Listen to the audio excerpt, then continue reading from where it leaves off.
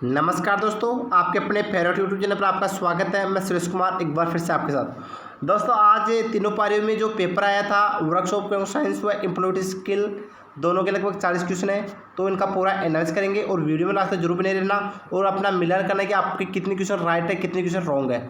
साथ ही अगर आपको इन पेपरों की PDF फाइल चाहिए तो अभी डिस्क्रिप्शन चाहिए और वहाँ पर टेलीग्राम ग्रुप ज्वाइन कर सकते हो। साथ ही आप ITI CBT एग्जाम के नाम से भी टेलीग्राम ग्रुप ज्वाइन कर सकते हो सर्च करके।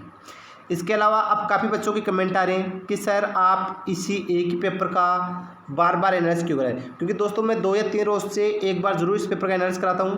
जिससे अब रीज़न क्या है दोस्तों, मैं क्यों करा रहा हूं, क्योंकि दोस्तों पिछली आपके मार्च में जो एग्जाम हुआ था ये वो पेपर है और अब की बार हर एग्जाम में यही पेपर आ रहा है बार बार। इसी कारण मैं इस पेपर का एनालिसिस करा रहा हूँ जिससे अधिक से अधिक बच्चे पास हुए।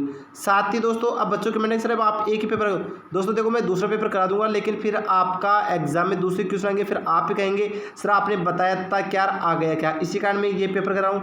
साथ ही मैं और भी पेपरों का एनालिसिस कराऊँ, ये बात नहीं है, क्योंकि उसमें फिटर, इलेक्ट्रीशियन, मशीन, वायरमैन अलग अलग ट्रेड है, तो लगभग सभी के पेपर ये कॉमन आते हैं। तो आपको ये एक ही पेपर दिखाई दे रहा है क्योंकि क्वेश्चन वही है, बस इनके क्रमांक अलग अलग हैं, तो ये सेम पेपर कॉमन आते हैं आपके फर्स्ट ईयर के, आपको पता है। ओनली ट्रेड के लगाते हैं थ्योरी के, ठीक है। इसके अलावा मैंने आपको निम्न इंपॉर्टेंट क्वेश्चन आंसर सीरीज भी बता रखे हैं जो आप टेलीग्राम ग्रुप पर ज्वाइन कर सकते हो। हर ट्रेड की अवेलेबल है, भले आप ट्रेड थ्योरी के देख लो, वर्कशॉप के साइंस के देख लो, इम्प्रूवमेंट स्किल के देख लो, हर चीज़ के अवेलेबल है। साथ ही आपको इसके अलावा और हेल्प चाहिए तो आप हमें बता सकते हो। साथ ही टेलीग्राम ग्रुप पर हज़ारों बच्चे हैं जो आपस में डिस्कस करते हैं, रोज एग्जाम देके आते हैं काफ़ी बच्चे, और फिर वो बताते हैं कि सर आज आपने बताया जो क्वेश्चन आए या नहीं आए, तो आप वहाँ पर जाओ, वहाँ पर आपको खुद को हकीकत का पता चलेगा कि कितना कुछ आ रहा है। साथ ही आपको कुछ डाउट है तो वहाँ पर आओ, टेलीग्राम पर चैटिंग करो बच्चों से आपस में और पूछो, फिर आपके सारे डाउट क्लियर हो जाएंगे। तो ज़्यादा वक्त खराब नहीं करें, स्टार्ट करते हैं। अगर आपकी एग्जाम हुई आप तो मिलान करो, अगर आज एग्जाम है तो कल एग्जाम है, तो आप भी जरूर पेपर का एनालिसिस करके जाओ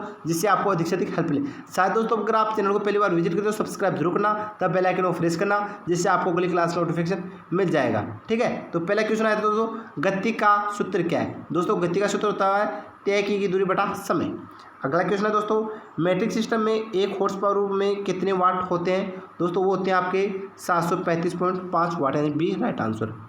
अगला क्वेश्चन है दोस्तों, यदि 250 न्यूटन बल के लिए किसी वस्तु पर कार्य करता है और वस्तु 15 मीटर की दूरी तक चलती है तो कितना कार्य होगा। दोस्तों इसका राइट आंसर आएगा 3750 जूल। अगला क्वेश्चन है, पानी की विशिष्ट ऊष्मा का मान क्या होता है। दोस्तों वो होता है 1।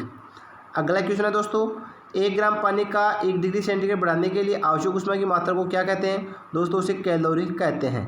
अगला क्वेश्चन है, ऊष्मा को मापने के लिए किस उपकरण का उपयोग किया जाता है। दोस्तों वो है आपका कैलोरीमीटर। अगला क्वेश्चन है, यदि एक रोड 20 डिग्री सेंटीग्रेड पर 20 मीटर लंबा और 100 डिग्री सेंटीग्रेड पर 100.14 मीटर लंबा पाया जाता है तो उसका रेखीय प्रसार गुणांक क्या होगा। दोस्तों उसका राइट आंसर आएगा 1.75 × 10⁻⁵ प्रति डिग्री सेंटीग्रेड, 20 का राइट आंसर होगा। अगला क्वेश्चन है, एक वर्ग जिसकी भुजा 18 सेमी है उसका क्षेत्रफल क्या होगा। दोस्तों वर्ग का क्षेत्रफल होता है भुजा स्क्वायर, तो उसका राइट आंसर आएगा 324 सेमी स्क्वायर। अगला क्वेश्चन है, 12, 18, 6, 36 का एलसीएम क्या होगा। तो दोस्तों इसका राइट आंसर आएगा 36। अगला क्वेश्चन है, साइन थीटा किसके बराबर होता है। तो दोस्तों इसका राइट आंसर होगा विपरीत भुजा बटा कर्ण। अगला क्वेश्चन है, 529 का वर्गमूल क्या है। तो दोस्तों इसका राइट आंसर आएगा 23। अगला क्वेश्चन है, इनमें से अधातु कौन सी है। दोस्तों इसका राइट आंसर होगा ग्रेफाइट। अगला क्वेश्चन है, मशीनरी भागों की ढलाई बनाने के लिए किस धातु का व्यापक रूप से उपयोग किया जाता है।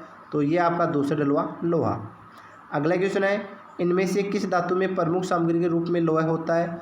दोस्तों राइट आंसर है लोहे धातु। अगला क्वेश्चन है, रेती और कोल्ड छेनी बनाने के लिए किस स्टील का उपयोग किया जाता है। तो इसका राइट आंसर है उच्च कार्बन स्टील। काफ़ी अच्छे क्वेश्चन है, बार बार यही पूछे जा रहे हैं।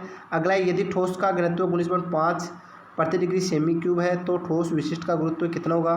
दोस्तों इसका राइट आंसर है 19.5। अगला क्वेश्चन है, इंड्यूज ईएमएफ के लिए सूत्र क्या है। तो दोस्तों इसका राइट आंसर रहेगा BLV sin थीटा वोल्टेज में। अगला क्वेश्चन है, कौन सा बहुत अच्छा कंडक्टर है। तो दोस्तों राइट आंसर रहेगा तांबा।